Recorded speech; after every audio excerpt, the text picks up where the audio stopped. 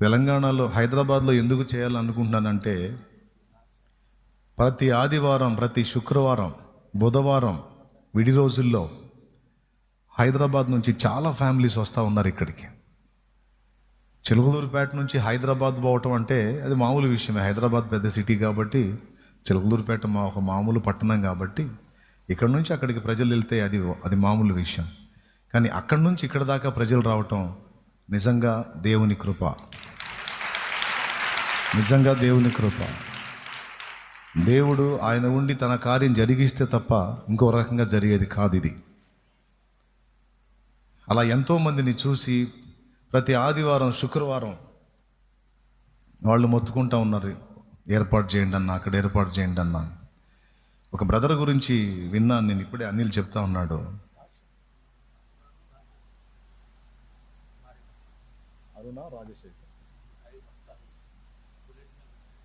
భార్యాభర్త ప్రతి వారం, ప్రతి శుక్రవారం వచ్చే శుక్రవారం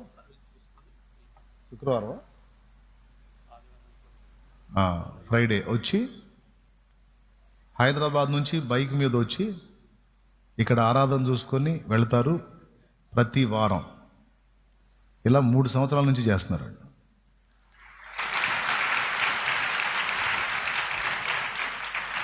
తల్లులు, పెద్ద వయసు ఉన్న తల్లులు, పెద్ద వయసు ఉన్న తండ్రులు, కుటుంబాలుగా యవన బిడ్డలు, వాళ్ళందరూ ఇక్కడ కలవటం అనేది నాకు తెలుసు, కానీ వేరే వాళ్ళకి తెలియదు కదా.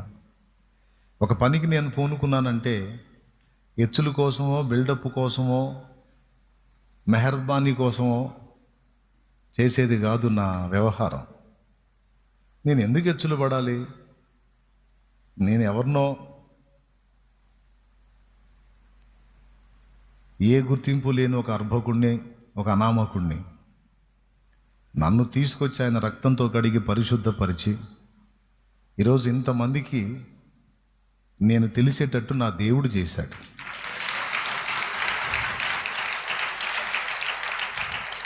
జగమెరిగిన బ్రాహ్మణునికి జంధ్యమేళ అని ఒక సామెత ఉంది. కాబట్టి నేనేదో ఇప్పుడేదో గుర్తింపు తెచ్చుకోవాలనో, ఇప్పుడేదో పేరు తెచ్చుకోవాలనో, లేకపోతే ఇప్పుడేదో హడావుడి చేయాలన్నా కానే కాదు. అవసరత ఏందో చూసి దాన్ని బట్టి నేను ప్రయాణం చేస్తా తప్ప బిల్డప్పుల కోసం, ఎత్తుల కోసం, మెహర్బానీ కోసం హడావుళ్ళు చేయటం నేను చెయ్యను. నన్ను ఎరిగిన వాళ్ళు కూడా ఆ సంగతి తెలుసు. ఇక్కడ ఉన్న వాళ్ళకి, ఆన్లైన్లో ఫాలో అవుతున్న వాళ్ళకి అందరికీ శాలేమన్ ఏందో తెలుసు. కాబట్టి అక్కడ అవసరత ఉంది. దానికోసం మీరు మళ్ళీ దేవుని కృతజ్ఞతలు చెప్పండి.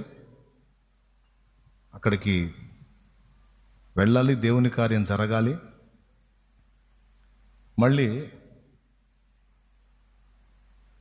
అక్కడ మరి నేను ఎంటర్ అయినప్పుడు కొంతమందికి పాపం ఇబ్బంది కలిగే అవకాశం ఉంటుంది. ఆ విషయాల్లో కూడా ప్రేయర్ చేయండి. ఎందుకంటే కొద్దిగా నేనంటే కొంతమందికి అభిమానం ఎక్కువ, స్పెషల్ లవ్ నా మీద. వాళ్ళు ఎప్పుడు నన్నే కవరించుకుంటూ ఉంటారు. కాబట్టి అలాంటి వాళ్ళు దేవుని పనికి విఘాతంగా మారకుండా ఆ దుష్మన్ల కోసం ప్రార్థన చేయండి. అర్థమైందా? ఏ చిన్న ఛాన్స్ దొరికినా దాన్ని అడ్డం పెట్టి అక్కడ పని జరగకుండా చేయటానికి కుట్రలు చేసే ఛాన్సులు ఉంటాయి. కనుక అలాంటివి ఏవి జరగకుండా మనకు మంచి ల్యాండ్ దేవుడు ఇవ్వాలి. అది ఎలాంటి డిస్ప్యూట్స్ ఉండొద్దు. అండ్ దాన్ని తీసుకోవడానికి మనీ కావాలి, పెద్ద మొత్తంలోనే అయిద్ది. ల్యాండ్ ఓకే అయినప్పుడు నేను అనౌన్స్ ఇస్తాను. ఇక్కడుండి నన్ను వెంబడించే వాళ్ళు సపోర్ట్ చేయొచ్చు. హైదరాబాద్, సికింద్రాబాద్ ప్రాంతాల్లో ఉన్నటువంటి సహోదరులు కూడా నేను అనౌన్స్ ఇచ్చినప్పుడు మీరు హెల్ప్ చేయొచ్చు. దాన్ని అంతటిని కలిపి మనం ఆ ల్యాండ్ తీసుకొని మందిరం కడదాం. ప్రైజ్ ద లార్డ్, హల్లెలూయా. వాస్తవంగా ఇక్కడ మీకు హ్యాపీ, అక్కడ వాళ్ళకి హ్యాపీ. 2 చోట్ల పరిచర్యలు జరిగితే మధ్యలో నాకు ఉంటుంది. అక్కడ 2 రోజులు, ఇక్కడ 2 రోజులు అన్నట్టు తిరుగుళ్ళు ఉంటాయి నాకు. మరి హైదరాబాద్ అంటే ఇక్కడ లేదు కదా. మరి వారం వారం వారం వారం వాళ్ళు వస్తున్నప్పుడు, వాళ్ళు అంత త్యాగం చేస్తున్నప్పుడు మరి నేను కూడా చేయాలిగా. మరి యవన కాలం ముందు కాడి మోయట నరునికి మేలు. సరుకు అయిపోయినాక ఇంకేం చేస్తాం? కాబట్టి సరుకు అయిపోయిన తర్వాత చెయ్యాలనుంది, నీ సేవ చెయ్యాలనుందని పాటలు పాడటం కాదు. సరుకున్నప్పుడే, ఓపిక ఉన్నప్పుడే, దేవుడిచ్చిన సత్తు ఉన్నప్పుడే దేవుని కొరకు చేయగలిగినంత చెయ్యాలి.